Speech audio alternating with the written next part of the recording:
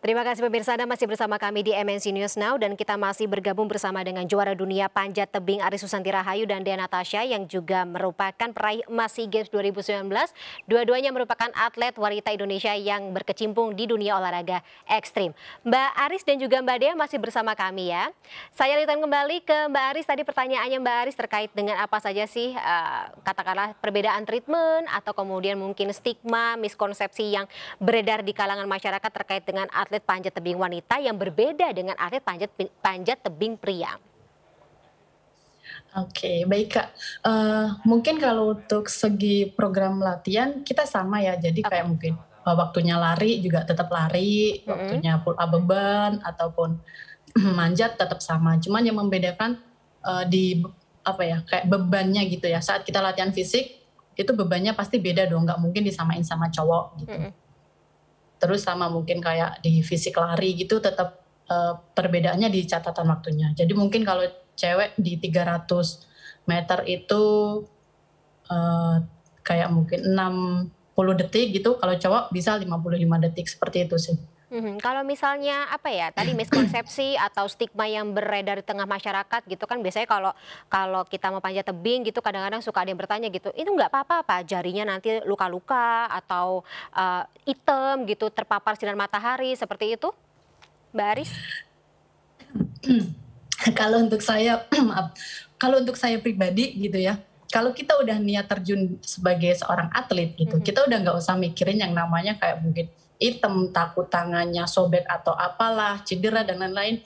Itu adalah salah satu proses dari seorang atlet sih. Mhm. Jadi menurut saya kita sama dengan seorang laki-laki, kita sama-sama ya mungkin apa ya, ya kita sama-sama mencari prestasi lah gitu. Kalau menurut saya sih, kalau di olahraga saya, cewek ataupun cowok itu Sama sama. saja. Hanya ya, Oke. yang membedakan ya dia cowok, saya cewek, gitu aja sih.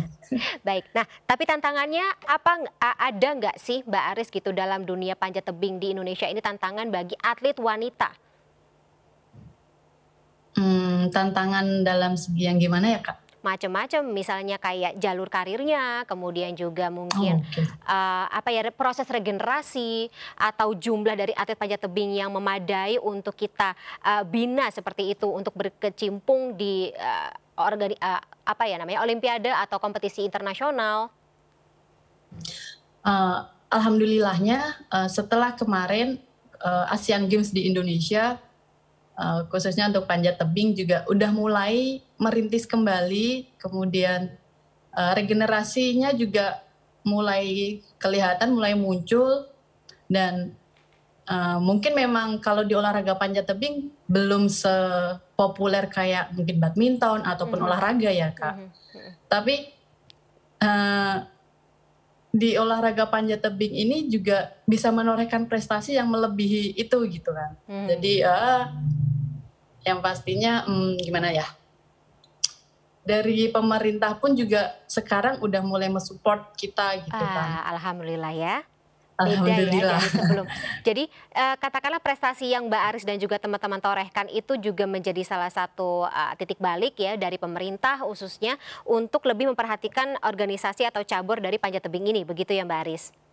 Ya, kalau Oke. bisa nih ya dibantu juga sih karena daerah-daerah itu kan sebetulnya bibit ya, Mhm. bibit yang bibit buat seorang atlet panjat tebing biar bisa menuju ke level selanjutnya itu harusnya ada ya kayak mungkin dibantu gitu tentang kayak apa, sarana prasarananya sih, Kak.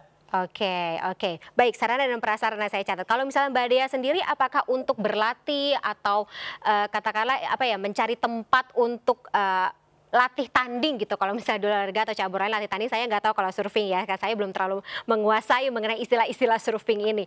Apakah menemui kesulitan yang sama seperti Mbak, Aris tadi sampaikan atau tadi gitu proses regenerasi untuk mencari atlet surfing wanita ini juga sulit atau seperti apa Mbak Dea mungkin bisa diceritakan?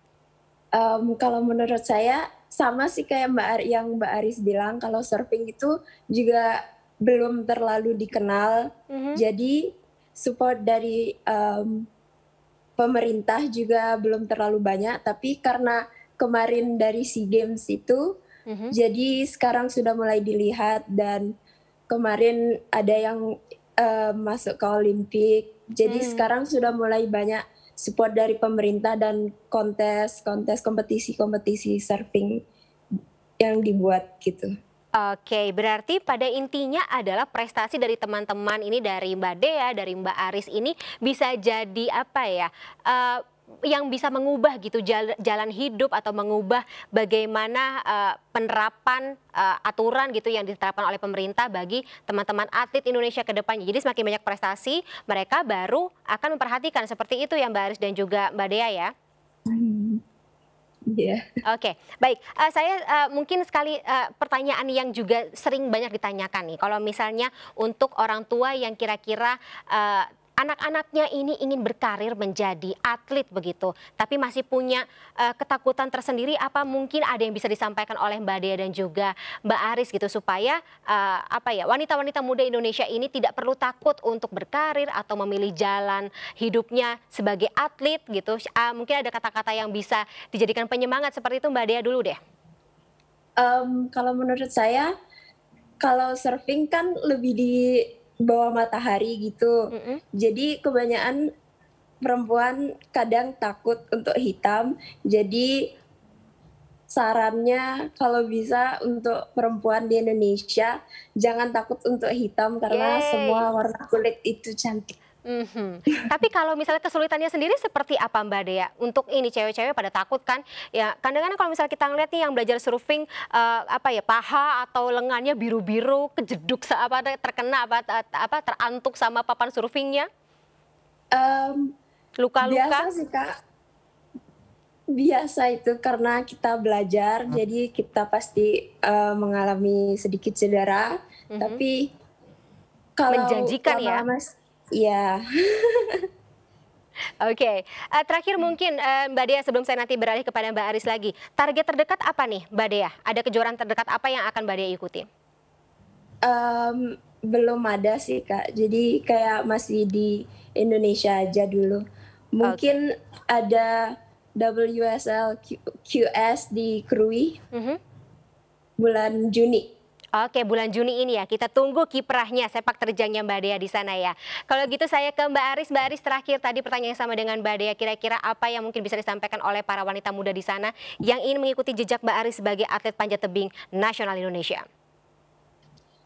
Pesannya untuk semua wanita, kalau saya, ini zaman modern, wanita tidak harus berdiam diri di rumah sebagai mungkin kalau udah menikah seorang istri gitu kan. Tapi mumpung masih muda, berkarirlah melalui jalur prestasi olahraga ataupun akademik ataupun seni apapun itu. Jadi biar diri kita tuh bisa mengenal dunia ini tuh luas banget gitu. Yang penting kita bisa menujunya ke yang positif ya. Pokoknya tetap semangat buat para wanita. Jangan pernah takut mencoba hal baru. Yang penting itu positif. Setuju Mbak Aris dan juga Mbak Dea, pokoknya kita jangan takut ya untuk mengikuti passion, mengikuti apa yang ingin kita lakukan ke depannya. Baik, Mbak Dea dan juga Mbak Aris, terima kasih sekali telah bergabung bersama kami di MNC News Now. Kami mengucapkan selamat merayakan Hari Kartini para wanita inspirasi wanita muda masa kini di Indonesia. Terima kasih sekali lagi, salam sehat selalu, salam olahraga Mbak Aris dan juga Mbak Dea, sampai jumpa lagi, terima kasih. Terima kasih. Dan pemirsa, kami masih akan segera kembali dengan informasi lainnya sesaat lagi. Tetaplah bersama kami di MNC News Now.